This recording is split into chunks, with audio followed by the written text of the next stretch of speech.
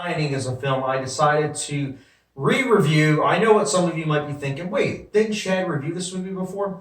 That is true. This was actually, for those who don't know, The Shining was the first review I decided to do on YouTube, where I made the transition of doing written reviews on Facebook and then going over to do YouTube videos via video, obviously. So that was one of the reasons why I decided to re-review it. The second reason is that I had the opportunity to see The Shining on the big screen at AMC theaters, which I had never seen this movie in theaters before. It being one of my all-time favorites, I figured, you know what? It's probably a good idea to watch it on the big screen to get the full immersive experience. The third reason is because Doctor Sleep is in theaters in a month from now, and Doctor Sleep is the sequel to The Shining.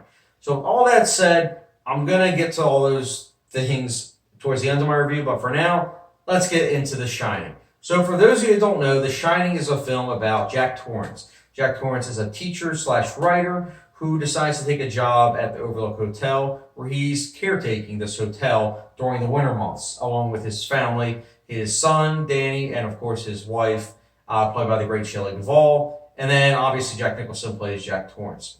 This is a film about this family being in the Overlook Hotel and essentially how crazy things start to ensue, as well as cabin fever. This is a Stanley Kubrick movie. For those of you who don't know, he directed such hits as 2001: Space Odyssey, Clockwork Orange, Eyes Wide Shut, the list goes on. I actually ranked all those movies. I'll try to put that link down below.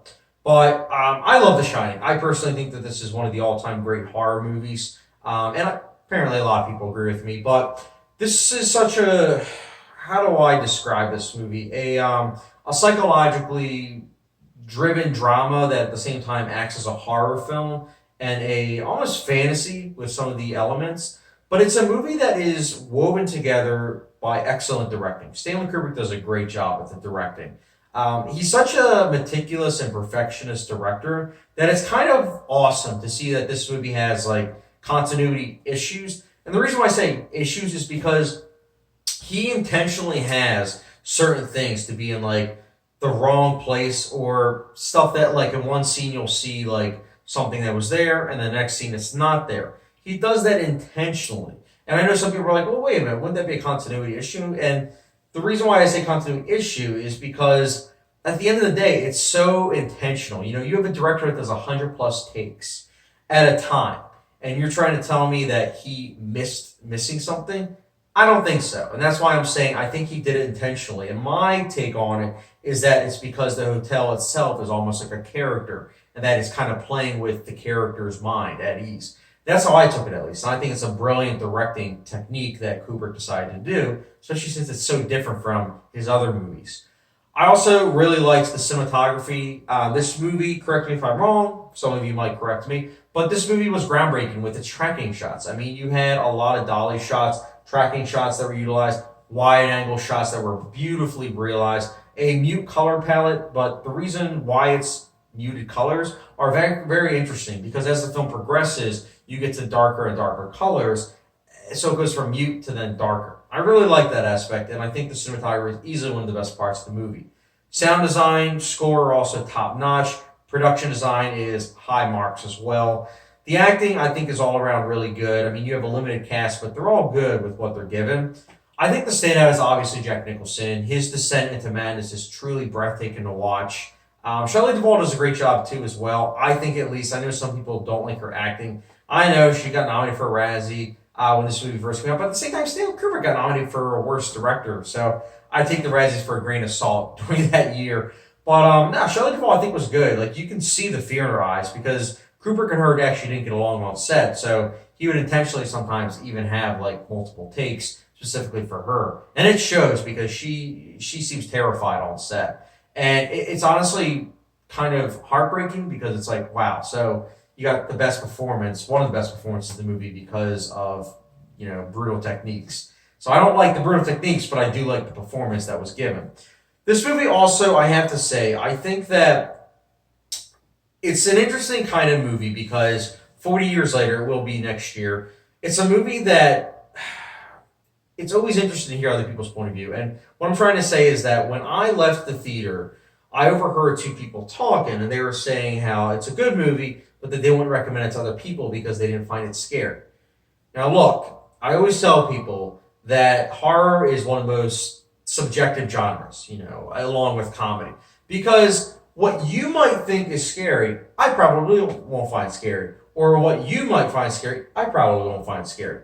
The best example is jump scares. A lot of people in mainstream horror like jump scares. That's fine. Me personally, I don't get much out of it. I like psychological horror. It's really effective for me. And The Shining is one of the best examples of that. Like, it really messes with your mind. Like I mentioned earlier, the continuity, it messes with your mind. There's also just a lot of creepy imagery that for me personally works better than just going boom and a loud noise. Like, that doesn't really work for me. Every now and then, maybe like The Conjuring or Insidious, but other movies, it just doesn't work. So for me personally, I found The Shining to be a very creepy and unsettling movie.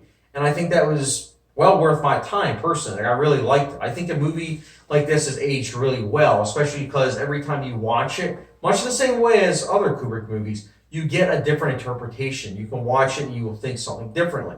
For instance, this time I watched it, I found the movie to be way too slow. And I'm saying that not as like a bad thing. I'm saying it as every single time I watch this, I'll either think it's too fast or too slow. There's no real in between, and it's weird. And for me personally, it has that gradual, slow pacing that really builds to that slow burn of a climactic finale that is really intense and cerebral. And this movie does that for me in this experience, like this viewing experience. Other experiences, like I've said, the intensity has been throughout. And that's what I love about this movie. Every time I watch it, I get a different experience. I notice new things. I interpret it differently. I interpret that ending differently. I look forward to Doctor Sleep sometimes when I think about this movie. This time I was looking forward to it because I was like, you know what? 40-year sequels, they usually aren't good other than Blade Runner 2049. But, when I saw The Shining this time, there was a Doctor Sleep trailer at the end of it. And I was like, you know what? It might work. It actually might be a good drive into it. I don't know. It might be good. It might not. But in the end, that's what I meant at the beginning of my review. I think Doctor Sleep could be good, and I'm not promoting it right now. I'm just saying that it's a sequel to The Shining. I obviously love The Shining, but I do think that I am kind of nervous about that. I do really like The Shining, though. Obviously, it's one of my favorite horror movies, so I'm curious, but at the same time, nervous. Now, The Shining, I mentioned all the positives from a technical aspect, from a story aspect, character aspect. It's all really good. The slow burn really does help. What doesn't work for The Shining? Well, I mentioned the pacing. And I noticed how, again, sometimes I like it, sometimes I don't.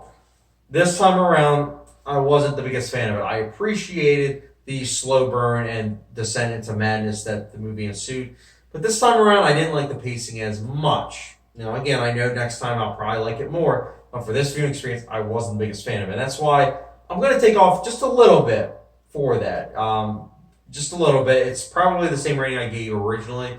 The Shining for me personally, I'll be giving it a 4.75 out of 5-star rating, which, if it was like a hot sauce rating, it's the good old Tabasco rating. It's nearly Ghost Pepper, not quite, but it's a great movie. I really like it. So guys, The Shining, what did you think of it? Did you like it? Did you not? Let me know your thoughts in the comment section down below. And are you excited for Dr. Sleep?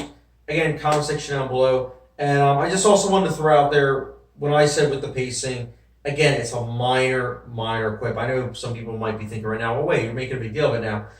It's not that. I just want to emphasize that I appreciate the slow pacing. It's just sometimes when I watch it, it gets to me. Other times, I really fully embrace it. It's just this time, maybe it's because it was a work night and that I was too tired, but maybe that was it. Or maybe, I don't know. But every time I watch it, it just depends on the mood and also just how long I've slept and also just when the last time was I saw it. But just throwing it out there. It just, experience is subjective.